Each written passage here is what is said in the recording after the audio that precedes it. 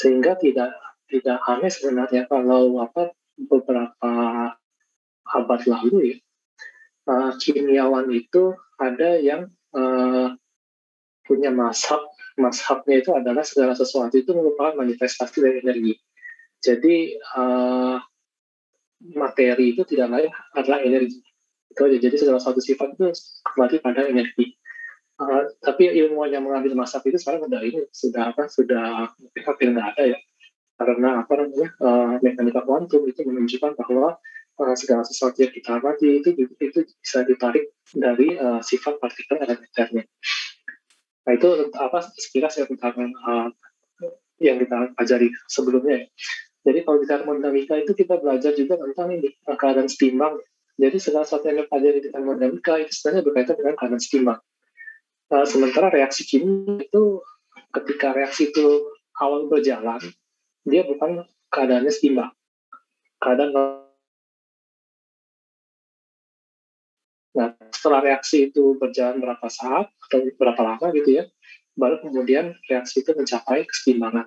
Ketika reaksi itu mencapai kesetimbangan, buat kita di makro ya, kita katakan dia adalah keadaannya reaksi sudah berhenti.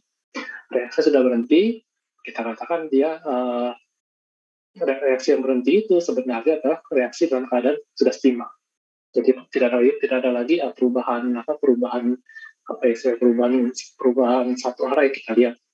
Perubahannya dua arah, tapi karena dua arah itu kecepatan kanan sama kiri sama, maka kita melihatnya seolah-olah kanan dan kiri itu tidak mengalami perubahan. Nah, itu yang kita keadaan setimbang. Nah, tapi yang kita belum pelajari secara detail itu adalah sebenarnya kondisi ketika dia belum setimbang.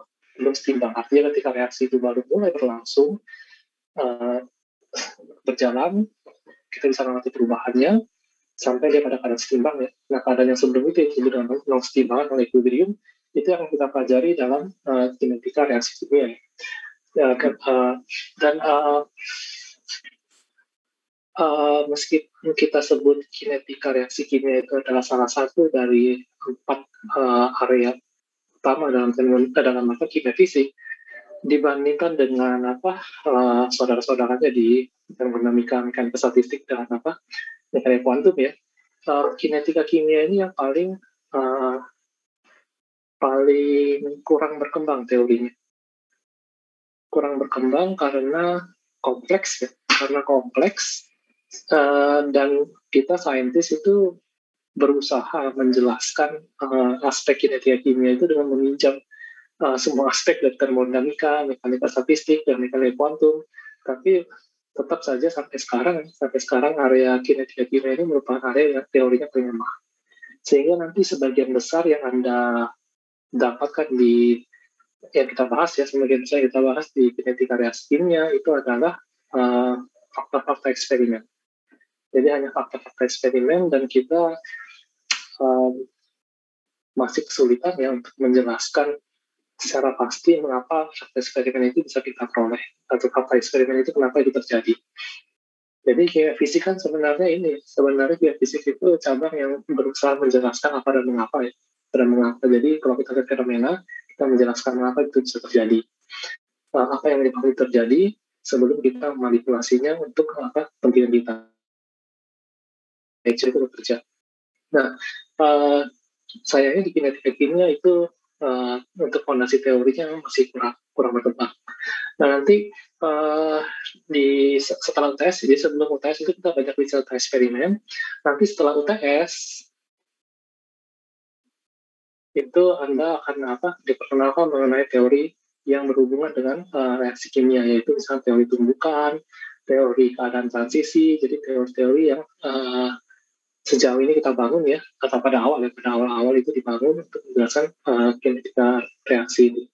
Tapi jangan terlalu berharap banyak ya dari teori tersebut, karena teorinya masih sangat-sangat teori tumbukan maupun teori keadaan transisi itu masih sangat-sangat jauh dari mampu menjelaskan semua aspek kinetika reaksi kimia.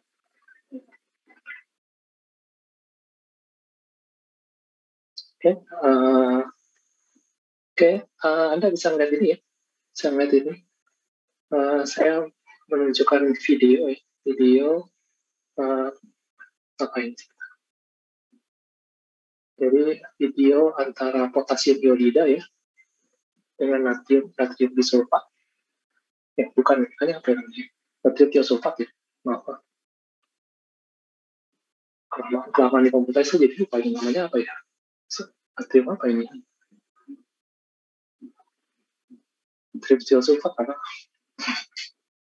ya apapun itu lah yang H2SO, S23, kemudian ditambah dengan apa? Starch. Jadi nggak tahu bahasa Indonesia apa starch pati ya. Jadi kemudian di bawahnya itu asam sulfat sama peroksida, jadi oksidator ya. Di bawah itu oksidator. Nah ini kalau dicampurkan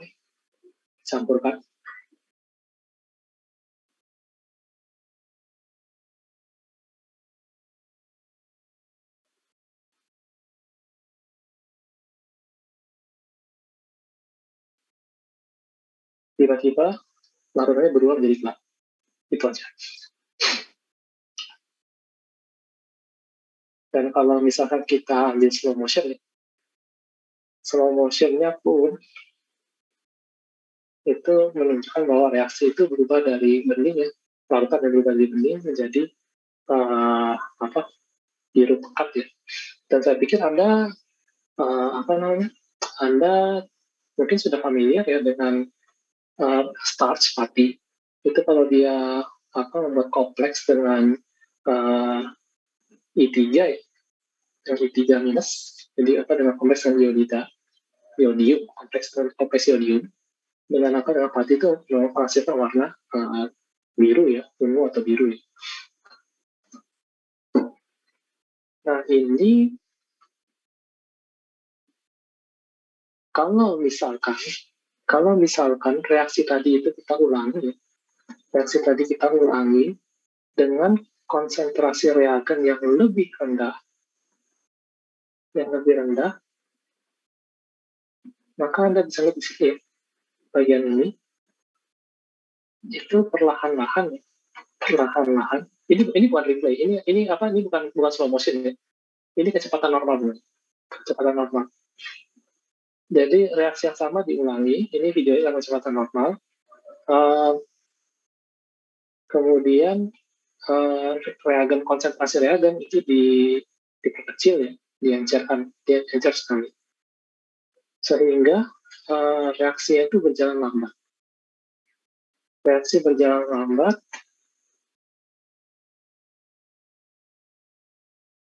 Yang jelas reaksi produknya itu adalah kompleks antara iodium dengan pati tadi ya, yang start warna biru ya.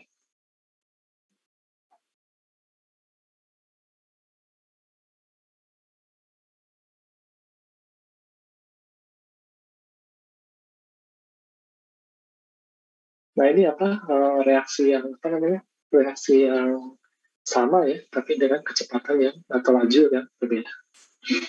Yang jelas proses dari bening menuju biru itu adalah reaksi non-stimulan ya.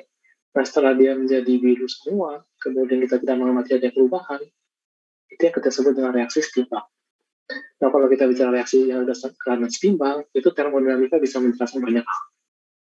Tapi kalau misalkan reaksinya tadi masih awal ya, belum menuju kesetimbangan, sebenarnya termodinamika masih tidak mudah ya, walaupun bukan impossible tapi tidak mudah untuk membicarakan mengenai hal tersebut. Sehingga seringkali kita katakan termodinamika dan kinetika itu berada pada domain yang berbeda.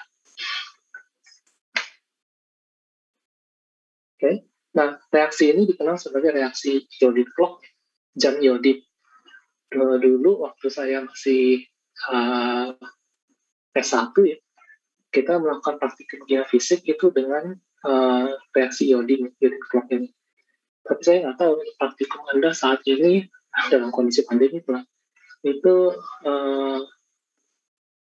reaksi ini ada atau tidak, saya kurang tahu.